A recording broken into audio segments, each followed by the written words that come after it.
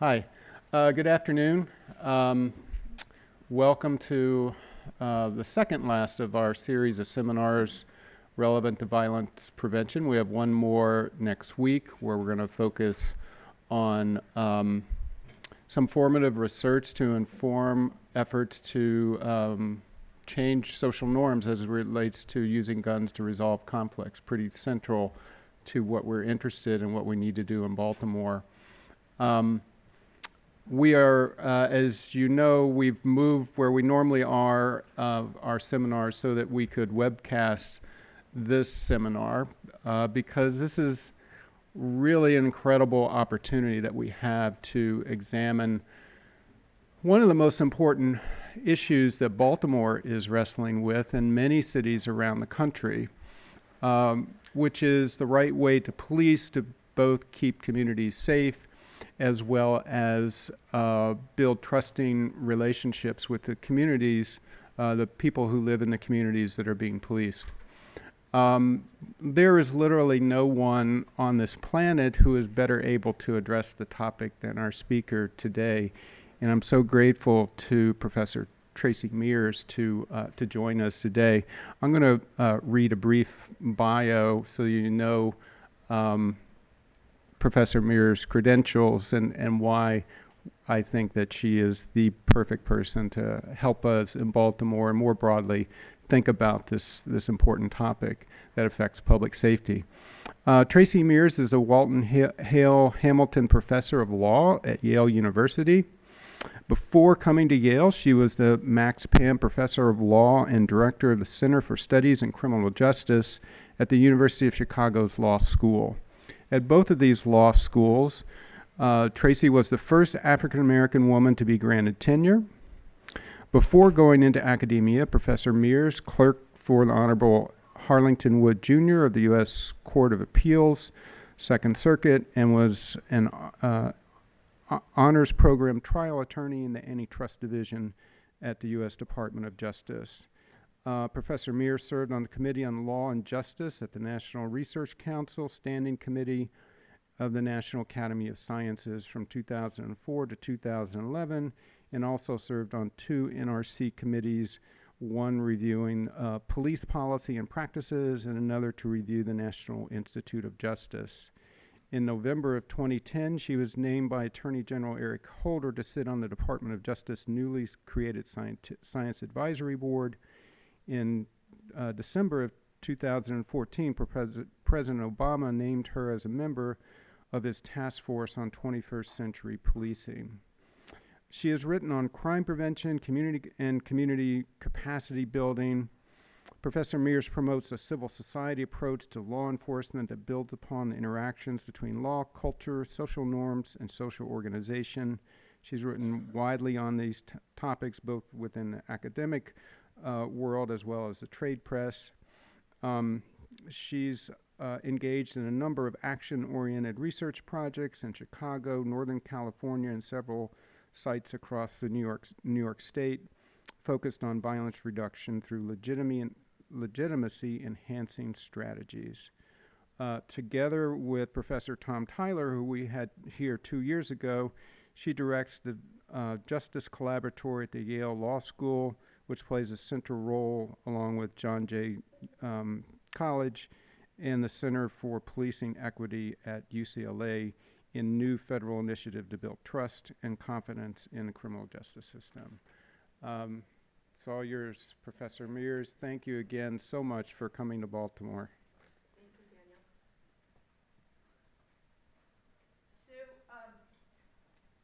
I have a sort of prepared remarks, but this seems like it's a pretty informal seminar. So, I might depart from script occasionally, and I want to make sure that we have some time for questions. I don't think we need this, right? This is the microphone. Okay. So here's what I want to do today.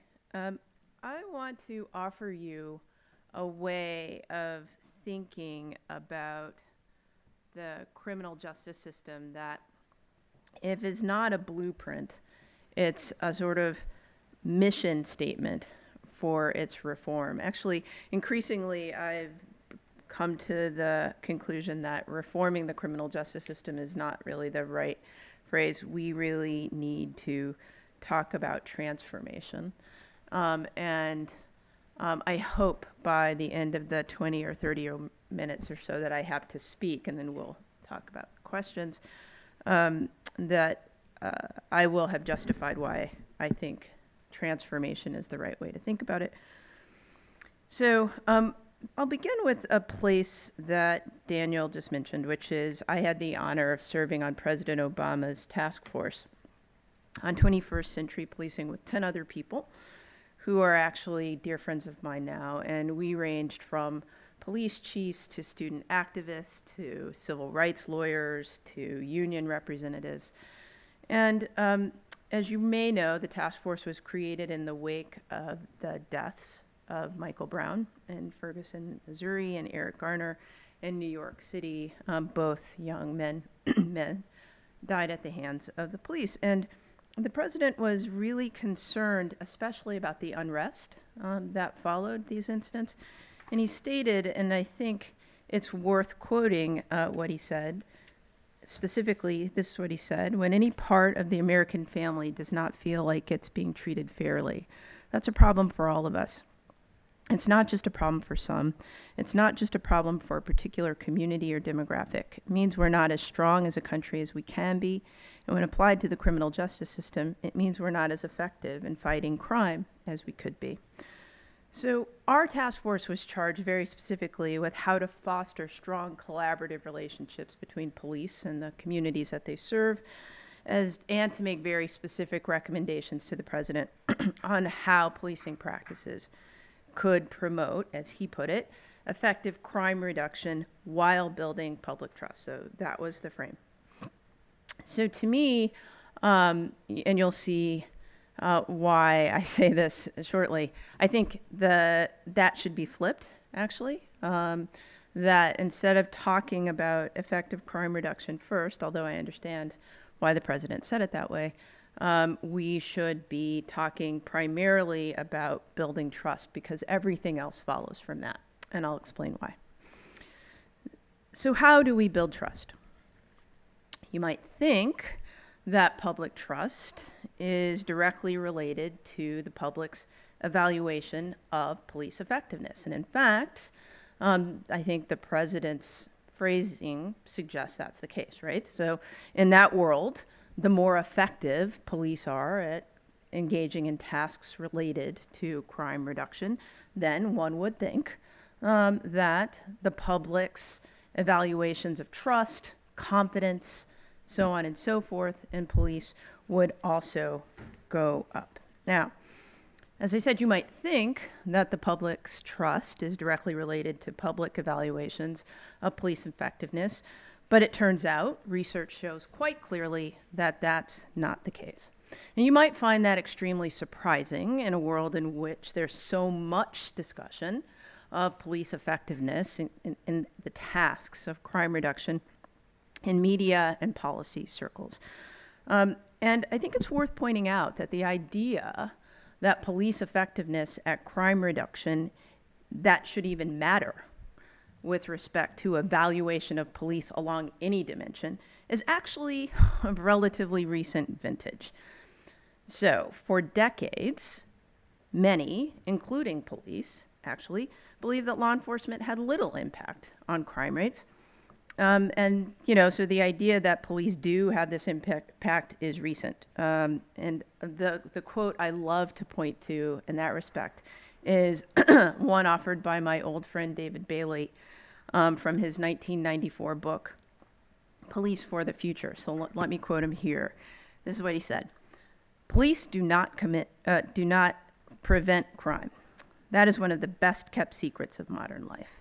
Experts know it, the police know it, but the public does not know it. Yet, the police pretend that they are society's best defense against crime and continually argue that if they are given more resources, especially personnel, they will be able to protect communities against crime.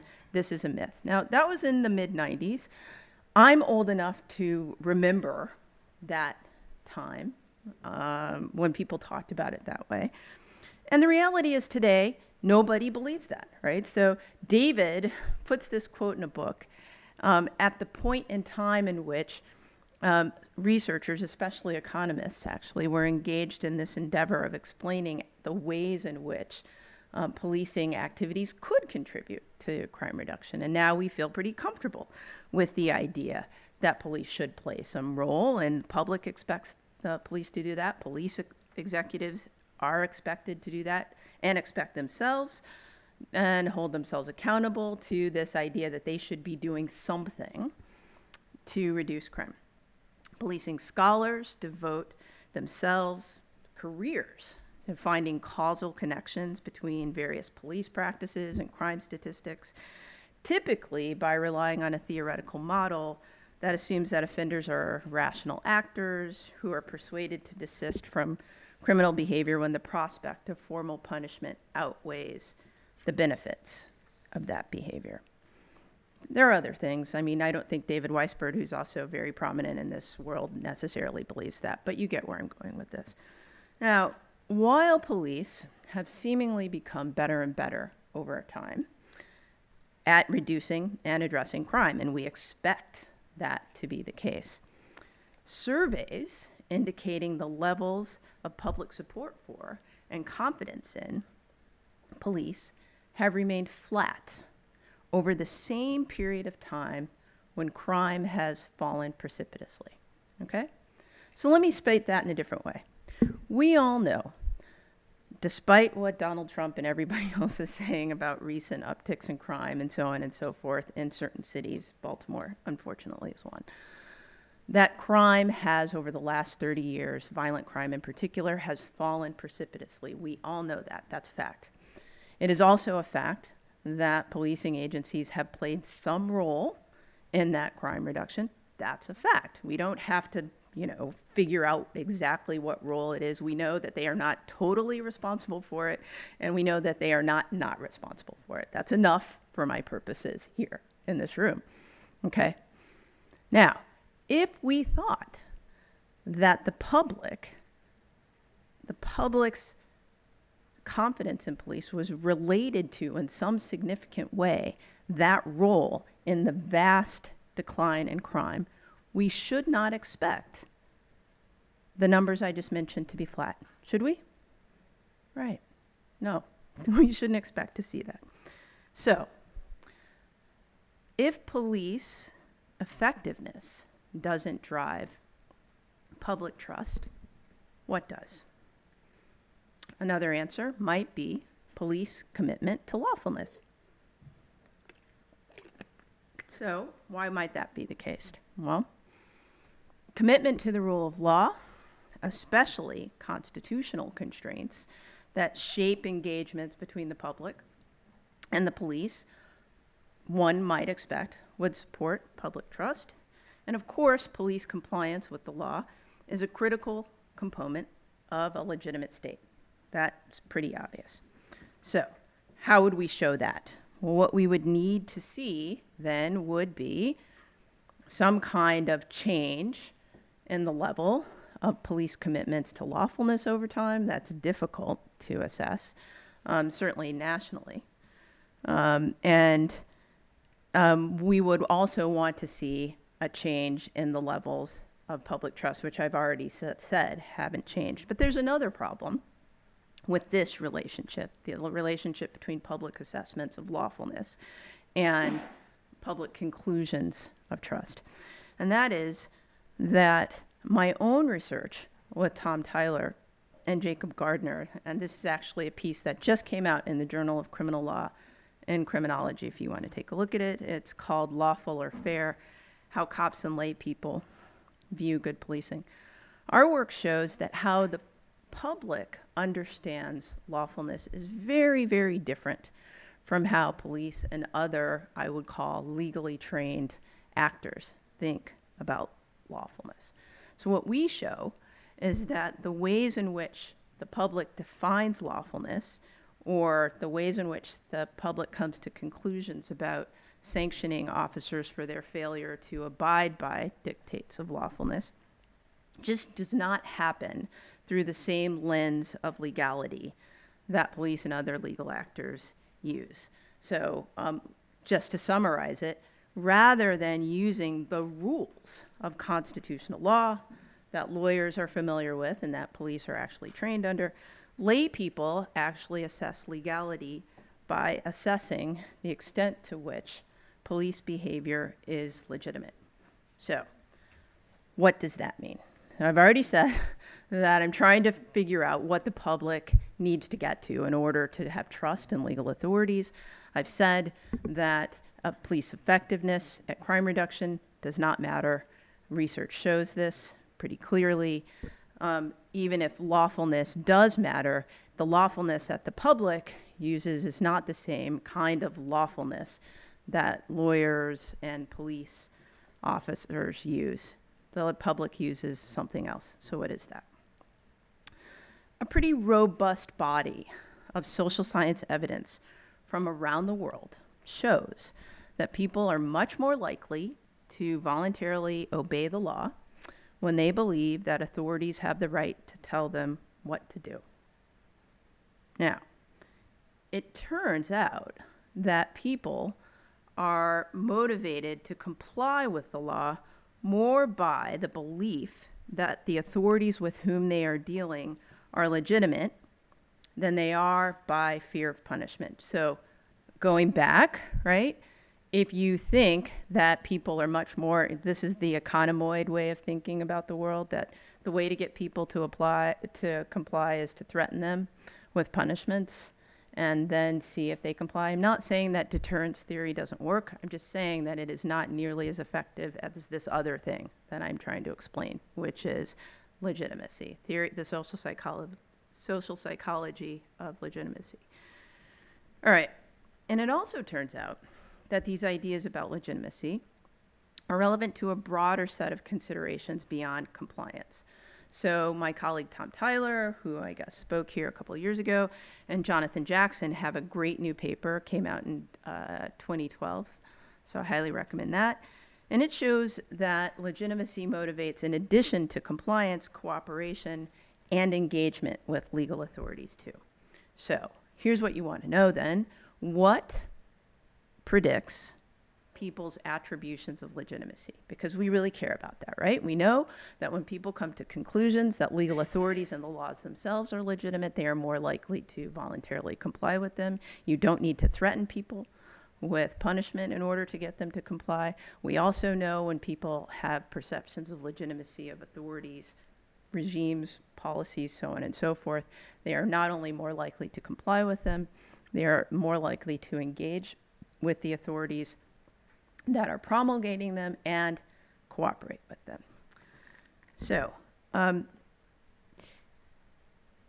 we know it's not effectiveness, right, at achieving outcomes. What really matters is how authorities exercise power as opposed to the ends for which that power is exercised. And this is true whether we're talking about police, judges, political leaders, managers, teachers.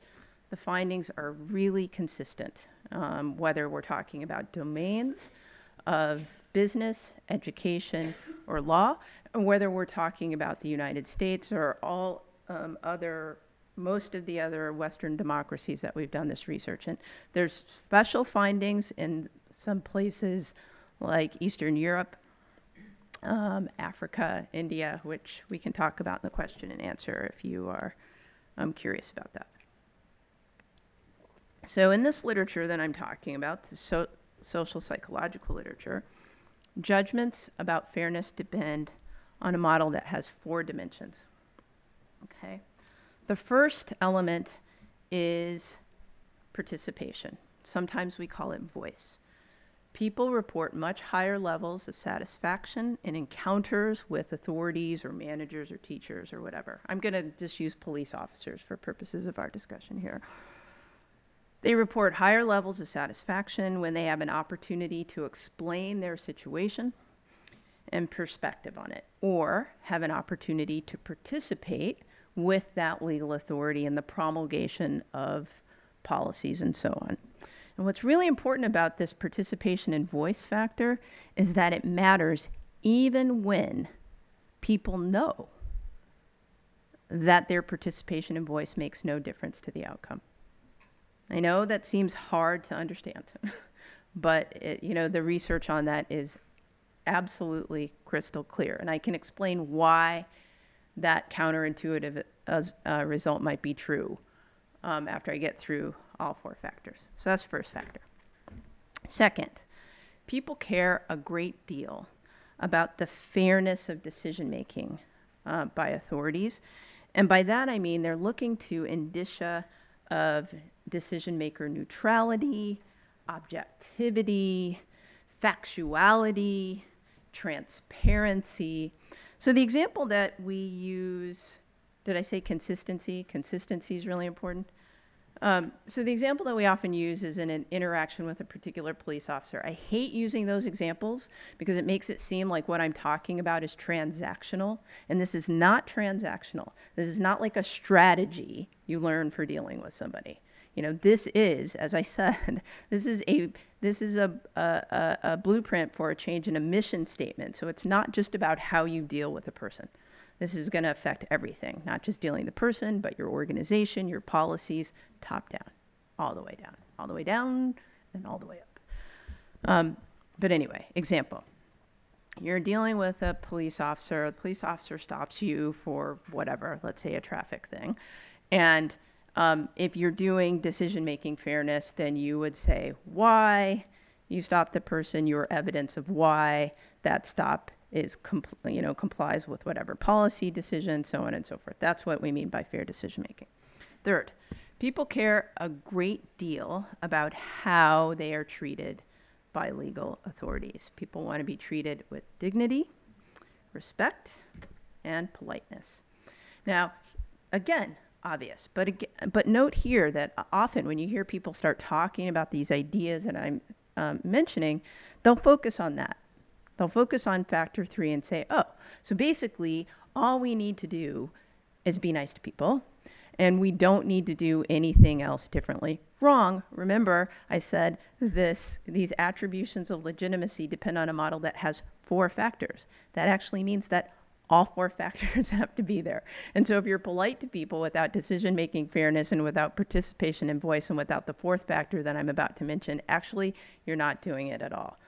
This is actually a critique I have of Charles Epps' wonderful book, Pulled Over, where he basically says that Tom, I'm defending my friend and co-author, that Tom is wrong because he shows that some of the drivers, the African-American drivers in Kansas City in particular, experienced procedural justice but still felt unfair. But his definition of experiencing procedural justice was that, even when officers were polite, people still came to these conclusions. And if you read the research, it's clear that the stops lacked what I would call decision-making fairness, but that's me getting into the weeds. So let me step back. Fourth, and this is probably the most important. In their interactions with authorities, people want to believe that authorities are acting out of a sense of benevolence towards them. That is, people try to discern why authorities are acting the way they do by assessing how they are acting. People want to trust that the motivations of legal authorities are sincere, benevolent, and well-intentioned. And we call all of this motive-based trust. And in a sense, it's an amalgamation of the first 3 factors. But remember, I was cautioning you against saying that this is not transactional, not simply transactional. And in some formulations of procedural justice, you will see the 4th factor that basically looks like a reflection of what you've already seen or a component of one of the other 3 factors. Any such list like that is wrong. They don't actually understand the theory. Motive-based trust actually expands beyond those 3 factors and includes history and group treatment. It has to, right? And here's a quick example. The Massachusetts Supreme Court recently said that that police officers in Massachusetts couldn't conclude that someone who ran away from police, there was only one reason for doing that, and that it was basically guilt, right? And they drew on a number of sources, but also history, right? And that is that if people in your network have been consistently treated with disrespect or have caused you to fear that you will be harmed, that would mean that there would be more than one reason for you to run away, and a reason that wasn't simply that you were guilty of an offense, right? Now, where does that come from? The person is running, why? Because they don't expect that they are going to be treated benevolently. That's straight out of Factor 4 of procedural justice. And where does it come from? It could come from that person's own interactions with the police, but it doesn't have to. It can come from that person's social network. It could come from stories that that person's parents and or grandparents told them. It could come simply from stories that someone heard in the neighborhood. It could come from social media, right? Okay. So with respect to motive-based trust and all of the other factors, basically, people want to believe that the authority that they're dealing with, and let's say we're talking about a police officer here, they want to believe that that authority believes that they count. It's that simple.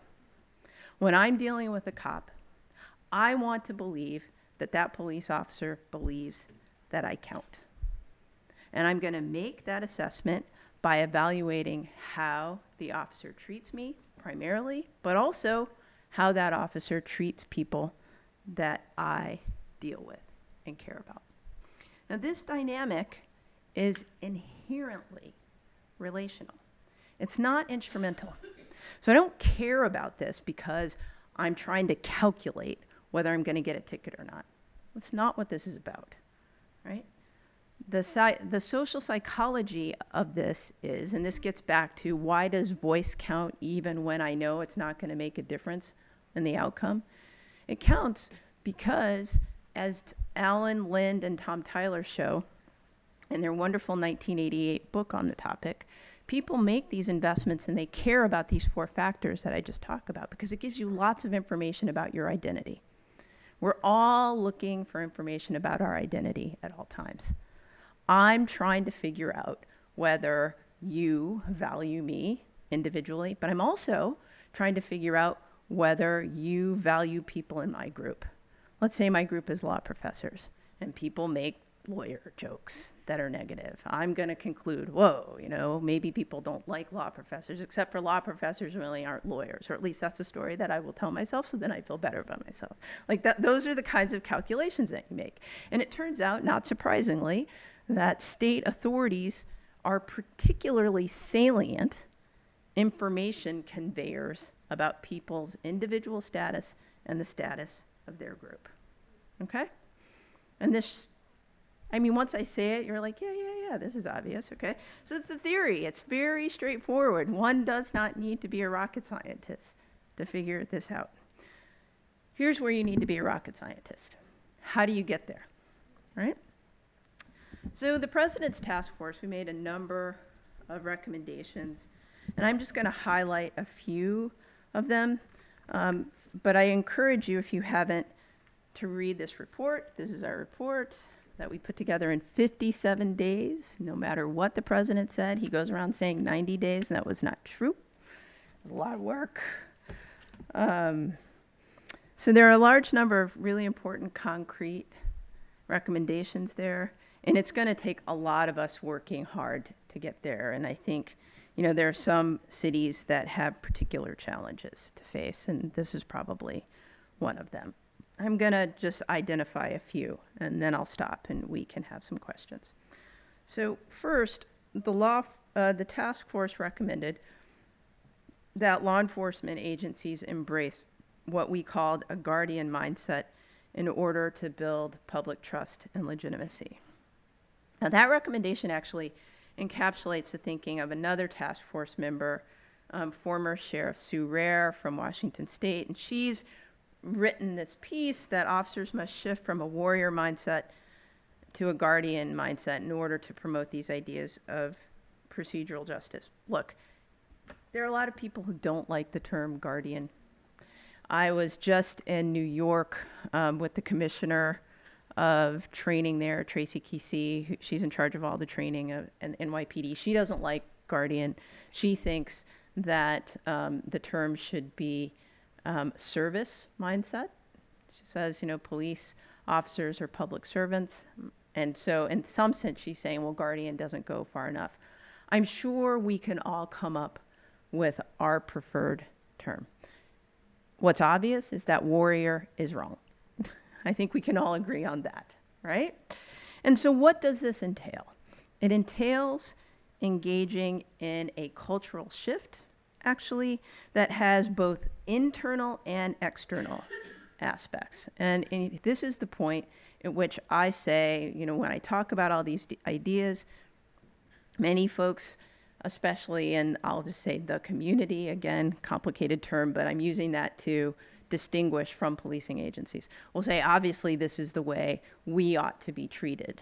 Yes. And it is also true, and maybe even in some sense, I'll go out on a limb and say this, more important, that police officers are treated with procedural justice internally in their organizations. Right? This has nothing to do with the community folks outside. So I'm not making this is like who makes the first step.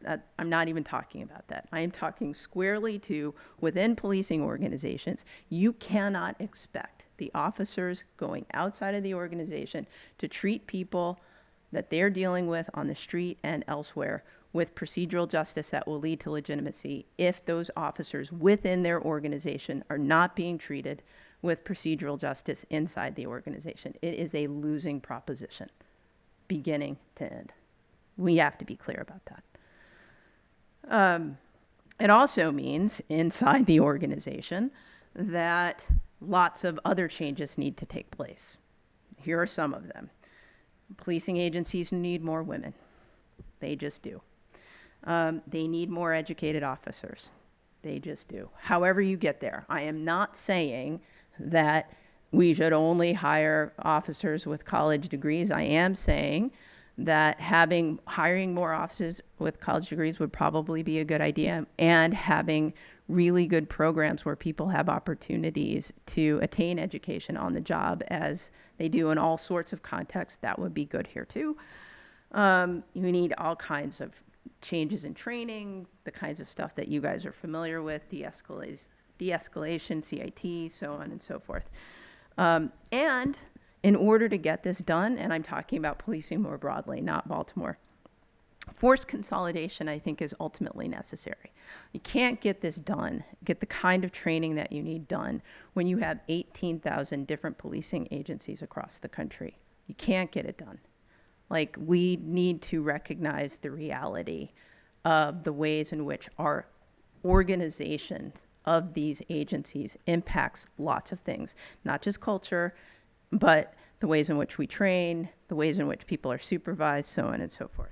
Okay, as I said, it's a tall order. Second, this is related to motive-based trust, and really, really important. Agencies have to acknowledge, they must acknowledge, the role that policing has played in past and present injustices and discrimination, and how it's a hurdle to community trust. They just have to. This recommendation cannot be emphasized enough. And it gets back to the fact that in a particular transaction, you can do things correctly, but how is it that you're going to create an expectation that the people that you are dealing with will believe that you are going to treat them with benevolence and sincerely well-intentioned, right?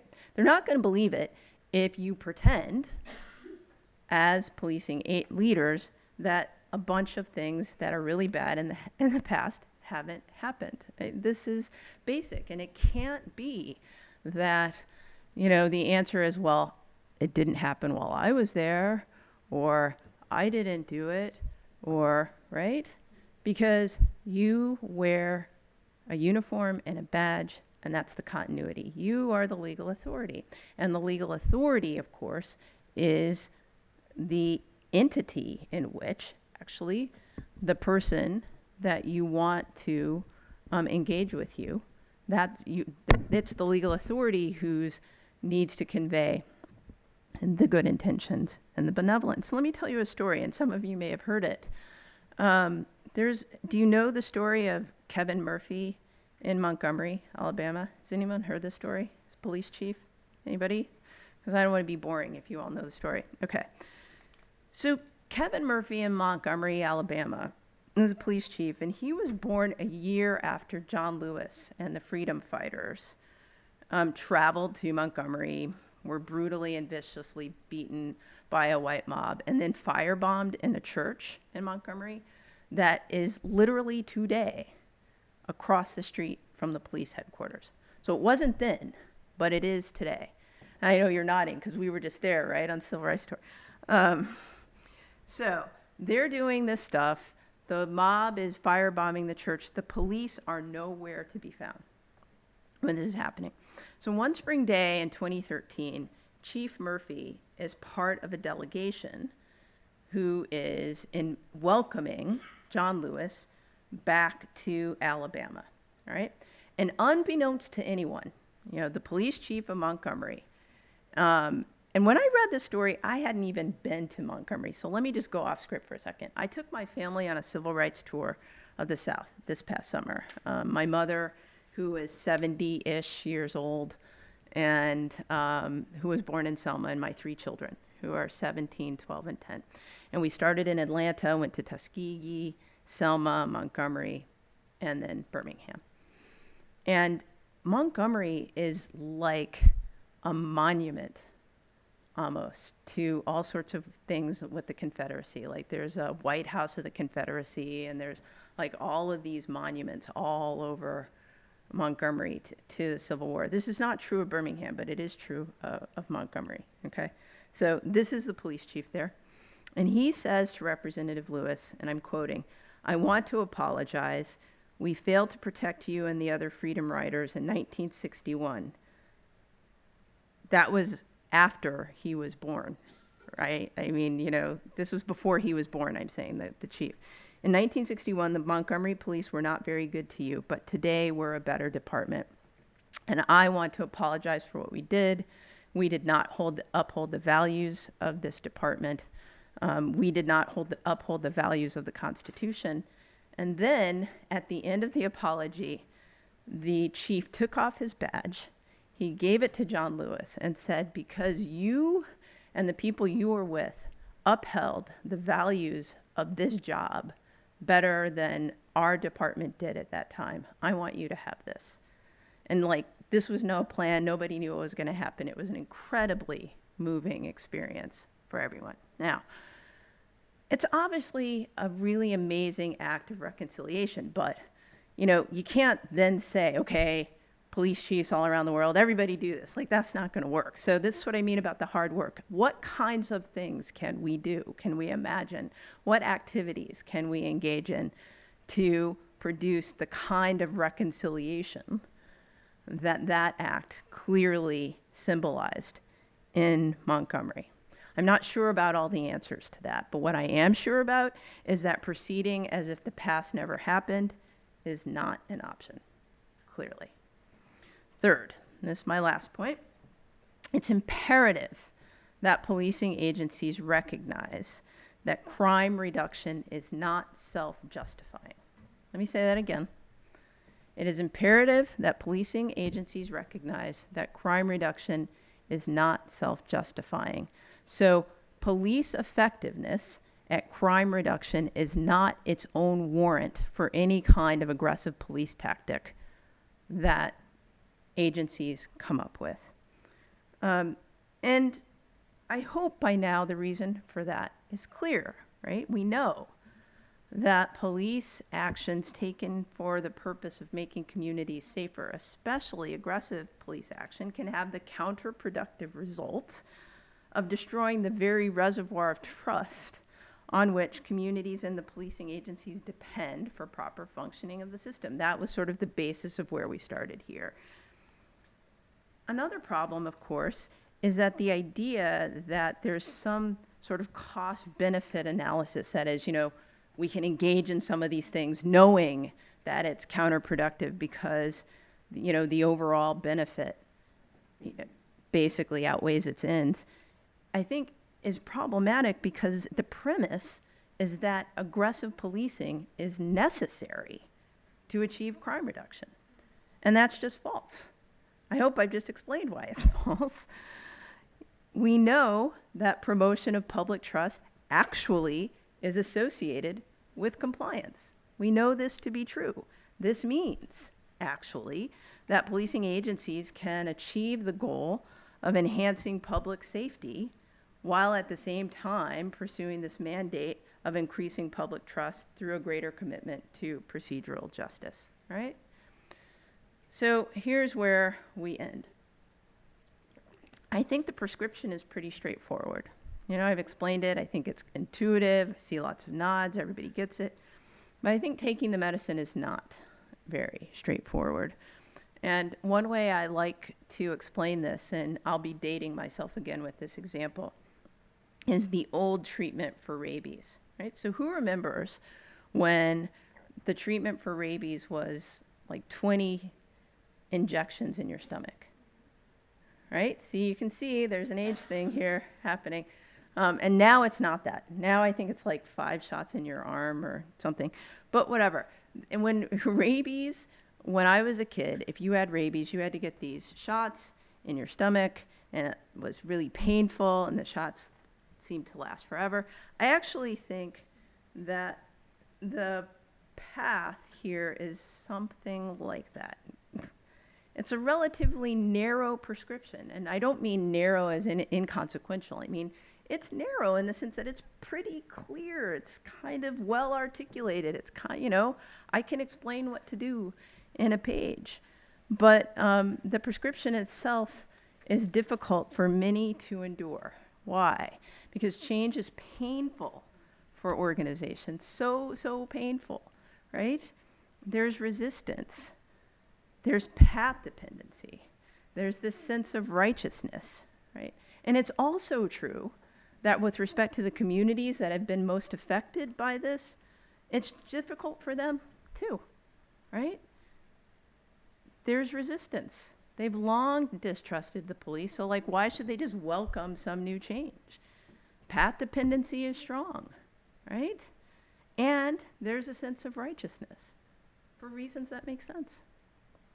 So, I think one way of thinking about this is to raise the stakes a little bit and not just sort of focus on the narrowness of the prescription, which I do think makes sense and is fairly clear and easy to articulate, but to understand that the terms here are not just about articulating a new way of doing business for criminal justice agencies, but understand that if we do follow this path, something much bigger is at stake. And what I think the bigger thing that's at stake is literally re-articulating the terms of citizenship in this country in the way that the first and second reconstructions were unable to achieve.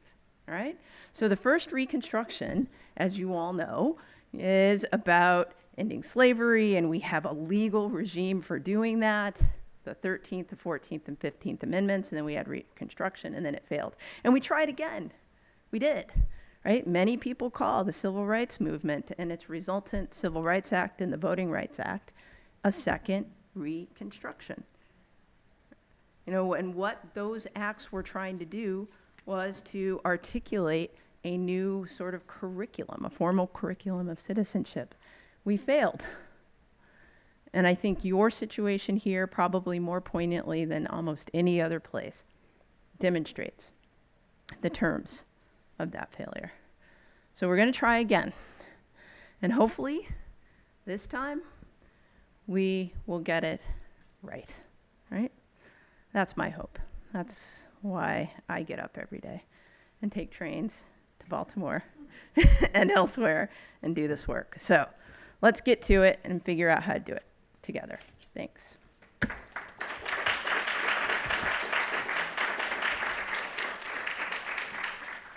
Do I have to stand here? Are we still doing this? I'm happy to, whatever you want. Probably follow you wherever you're going, Mm. right? You can, or do you want her to stay where she is? If anybody has questions, we should use the microphones. Okay, are there mics here? We will have questions.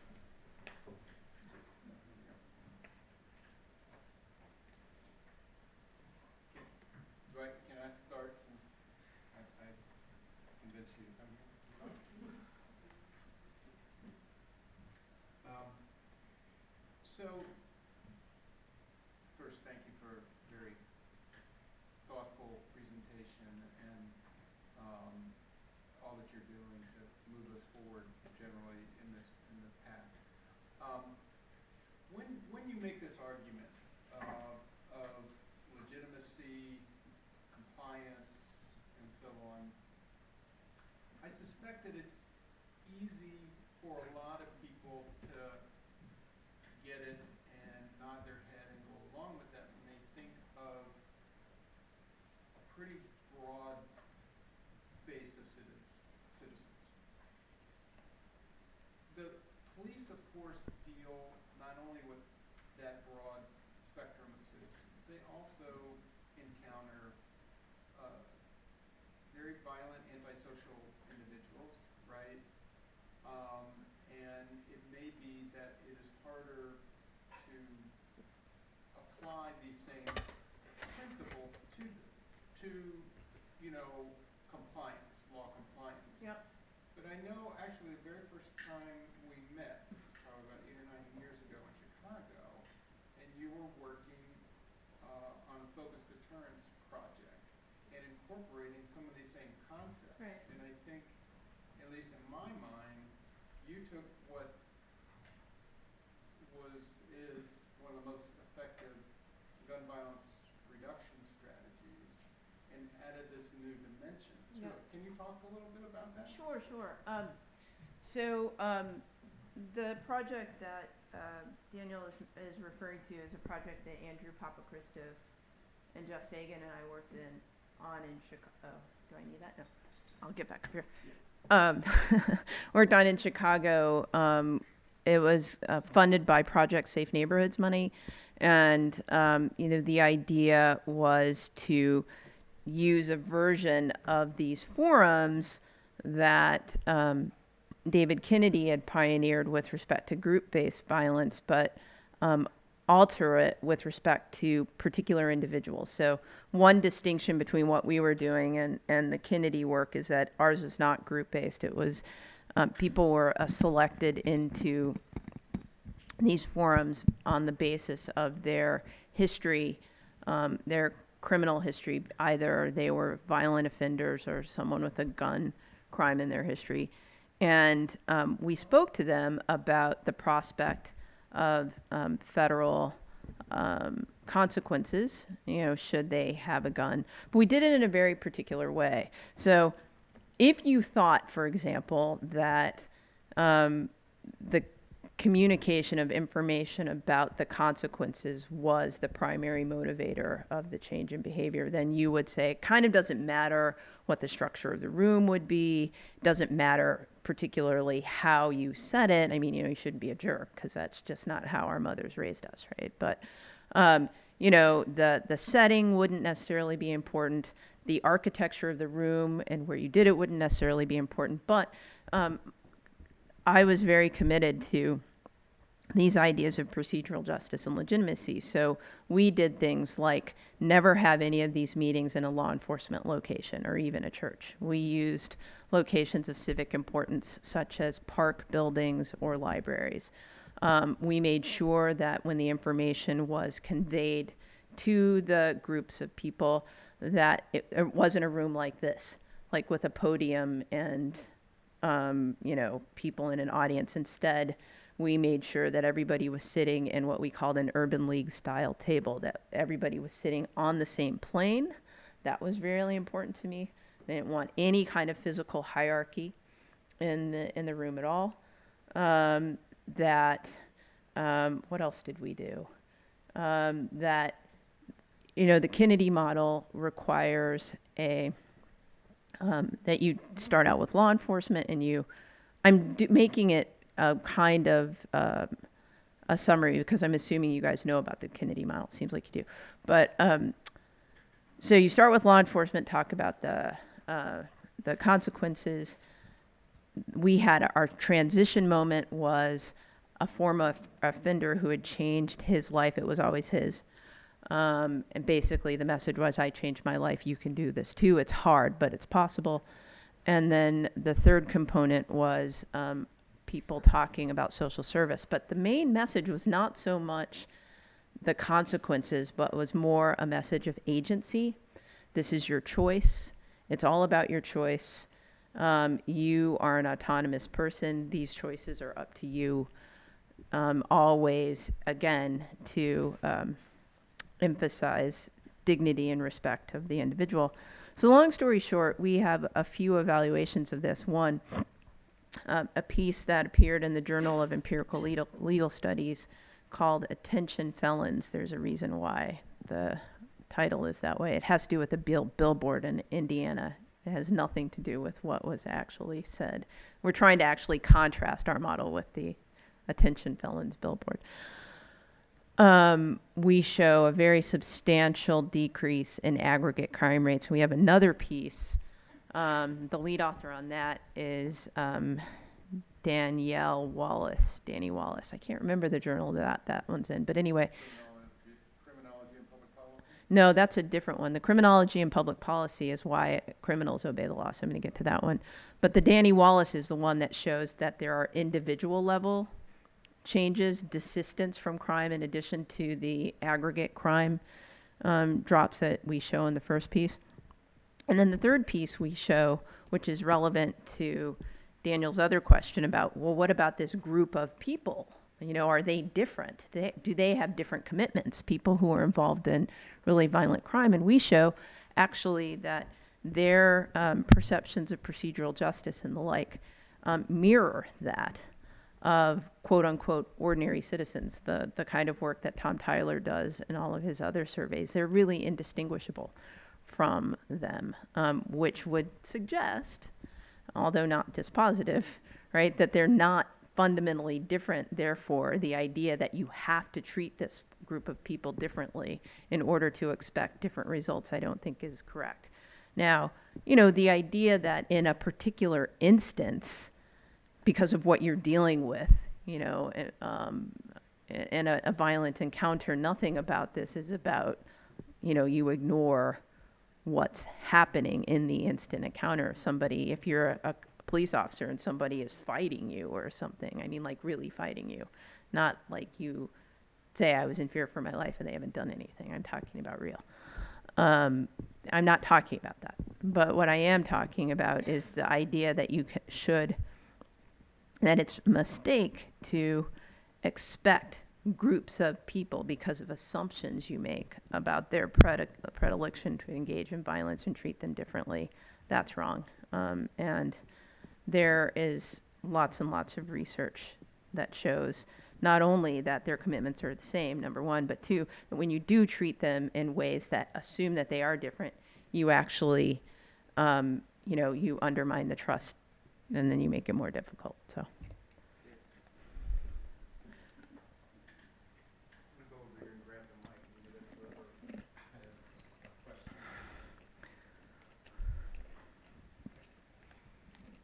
Okay.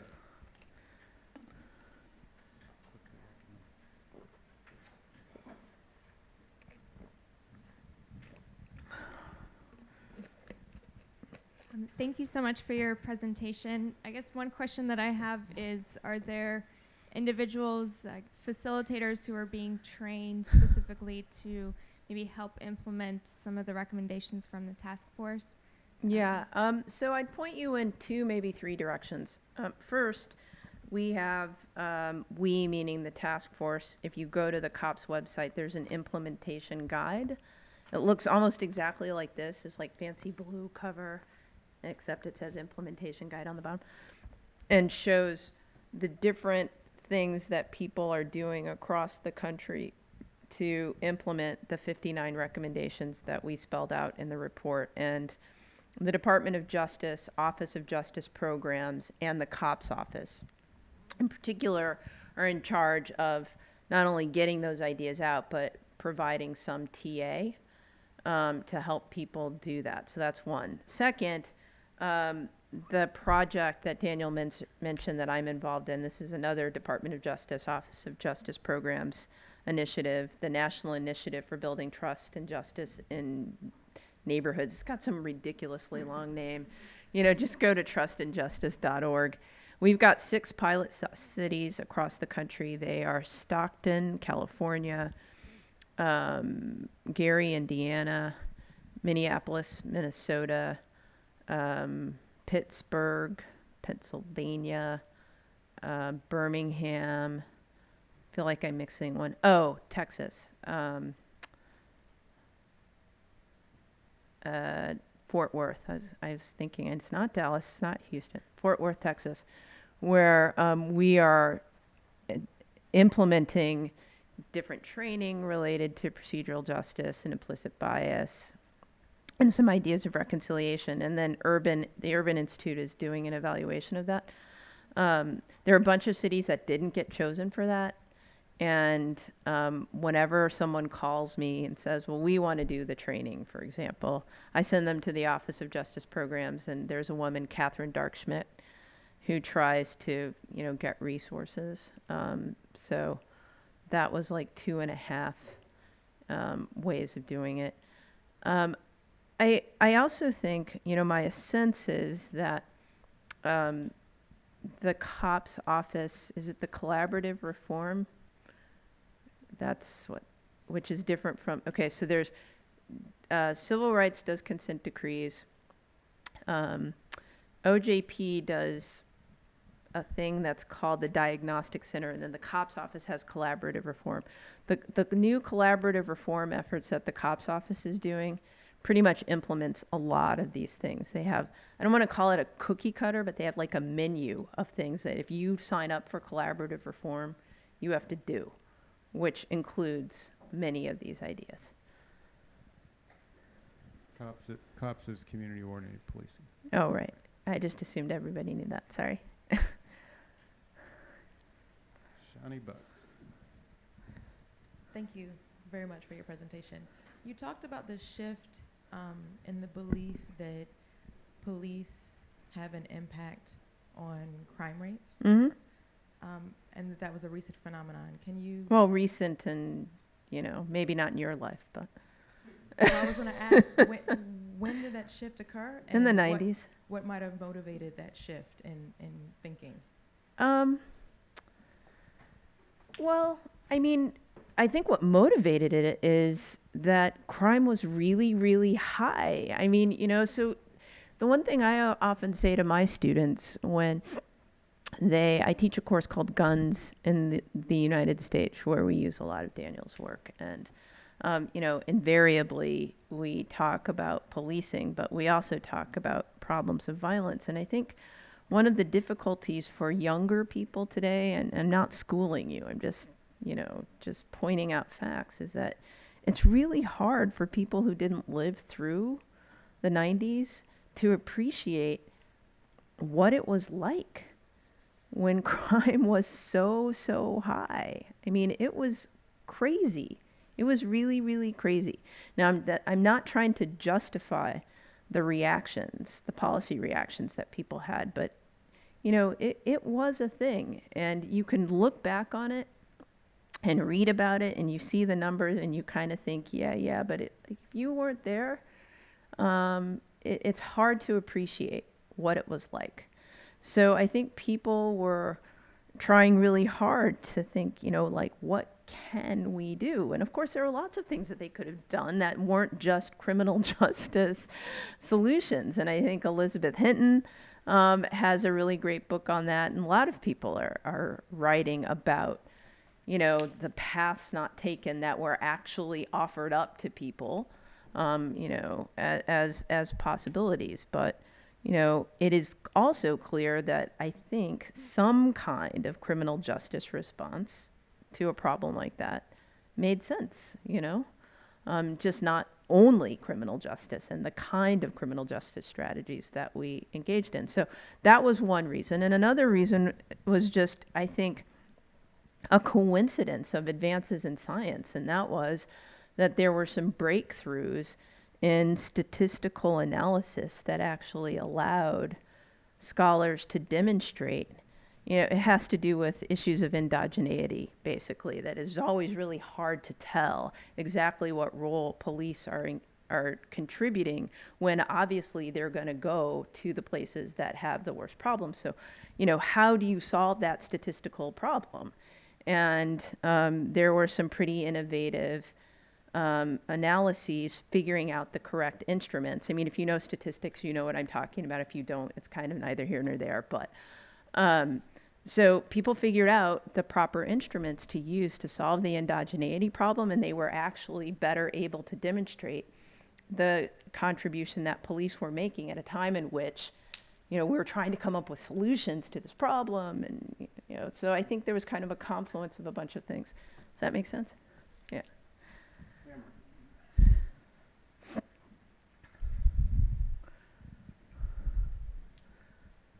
Thank you very much for your presentation. It was wonderful. So I grew up in the South Side of Chicago. Where? I grew up in some South Shore. Okay. And so I also went to the University of Chicago. But my question kind of comes from the question about accountability. Mm-hmm. So one of the things my grandma always told me growing up is she said, never be friends with someone who can legally kill you. And so even though I think procedural justice and transformation is super important, I think there's a degree to which, at least in my community where I come from, there was this thought that, well, it didn't, like, the police can be really nice to you and really great, but like at any moment, if they just decided they didn't want to be, they could kill you, and if they did kill you, they would never go to jail for it, unlike anyone else in the block. And so that type of violence was a very different type of violence. And the threat of that violence, which was historically carried out in my neighborhood, kind of undermined trust in a way that I think that procedural justice isn't integral to fixing, but I don't know if it will go all the way. Well, I mean, so did you say your grandmother said never trust anyone who can legally kill you? Yeah. That's the phrase. Are you friends with doctors? Yeah. I mean, so, right, and I'm not trying to be facetious, right? But the point is that phrase was supposed to evoke something in particular that meant something particular to legal authorities who, clearly lacked procedural justice. And when we can come up with all kinds of people who could legally kill you, and you would trust them, right? And part of it has to do with the terms of what that legality means. Because basically, I think what she's saying is they can legally kill you in a way that we still think is fundamentally unjustified. Whereas, like the doctor, I just had surgery 4 weeks ago. I had an emergency appendectomy. And anytime you go under surgery, like you could die. And I could have died, actually. And, there probably would have been some reason. And nobody would necessarily, not only would have necessarily hated the doctor, but would not subsequently hate doctors as a general matter. But part of that has to do with the terms of how we construct the legality of the situation. So some of the problem here is the rules themselves of when we think, force is justifiable or not, which I was alluding to a bit in the study that I did with Tom Tyler. But even if you think that it's okay, we know that the public nevertheless will articulate those terms differently. So, I guess I want to say is, you have to really think about what it means to be committed to procedural justice, which gets me to the end of my talk. Not just talking about interactions. I'm actually not just talking about the reorganization of the department. I am talking about commitment to these principles really is about re-articulating the terms of citizenship if we're committed to them. It's not just about policing. It's about how we understand our relationship to public education. It's about how we understand the ways in which government serves us. All of these things. And so one way of understanding it is it doesn't get us all the way, but I think that depends on how narrowly you confine it. I actually think that it does get us all the way, but it means that you have to apply it in terms of transformation, and it's systemic transformation. It is making sure that every person in this country is treated as if someone that they count. And I think even your grandmother would agree that if we did that, then it would get us all the way.